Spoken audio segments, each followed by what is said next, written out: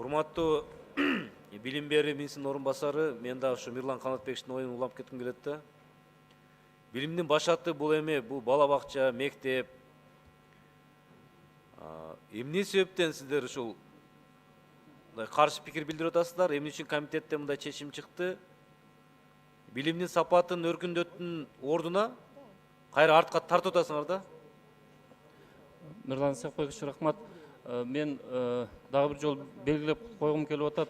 Билимдин сапатын кепилдөө үчүн өзүңүздөр ушул жогорку кеңештин колдоосу менен 16-жылы жаңы мыйзам кабыл алынган. Ушул билимдин сапатын атайын көз карандысыз агенттиктер ошол дипломдун канчалык деңгээлде сапатка жооп бере тургандыгын текшерүү үчүн бүгүнкү күндө министрлик эмес, ушул көз карандысыз агенттиктер сапатты текшерип, сапаты бар экен деп ошол мамлекеттик окуу жайларбы, частный окуу жайларбы дипломду бергенге укук берүүчү сертификат берип атышат да.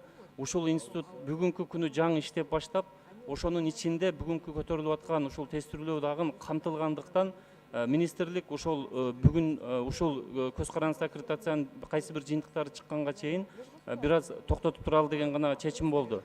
Жалпы ошол өкмөттүн деңгээлинде сапатты кепилдөөчү критерий бекилген 16-жылы.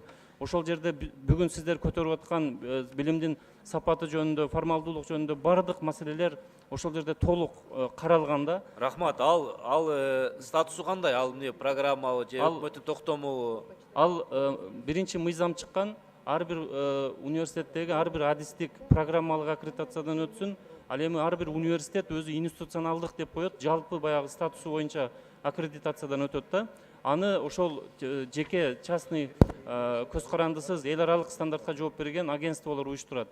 Бүгүнкү күнү мына процесс башталды. Биз ошол процессти бир кичине жыйынтыгын көргөнгө чейин бир аз туруп туралы деп суранып атабыз да. Азыр жалпы республика тестирлөөнүн акыбалы кандай?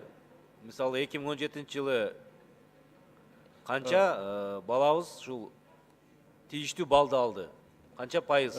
Жалпы республикалык тест өткөн жыл боюнча 60%-тен ашуун балл мындай положительный балл алды.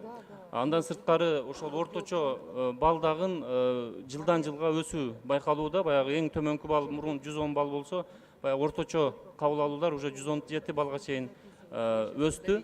Эми жалпы республикалык тесттин бир өзгөчөлүгү, урматтуу Мирлан Исакбекович, ошол бир гана предмет боюнча дегендей текшерүү жүргүзүлсө, мына выпускниктерге бул өтө көп багыттар бар да, 200дөн ашык багыттар бар. Ошонун ар бирине тест түзүш керек, анын мыйзамдуулугу жана башка деген суроолор бар.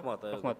Алтынай Серикбековна, бул мыйзам кабыл алынып калса, кайсы жылдан баштап иштейт деп атабыз? Ошо 2021-жылдын январынан баштасак, мен ойлойм 2-3 жыл керек бизге ошол жанагы ар бир багыт боюнча тесттерди жана апробация кылып эметип жакшы мындай бир эмеден деңгээлге чыгарыш үчүн. Урматтуу депутаттар, өзүңүздөр уккандай 2021-жылга чейин убакыт бар. Азыр мыйзамды кабыл алып берсек, өкмөт да ошого карап түздөнүп, баягы жоболорун жана башкалар иштеп чыгат. Ошондуктан комитеттин чечими колдобосун деп чыгыптыр, бирок ага карабастан урматтуу депутаттар колдош керек. Билимдин деңгээли болсо, келечекте кадр болот. Кадр таза болуп, билимдүү болсо, мамлекет өнүгөт. Мына ошонго кошкон бул мындай бир түрткү болот. Ошондуктан колдоп берели, урматтуу депутаттар. Рахмат. Рахмат, Мирлан Исакбекович.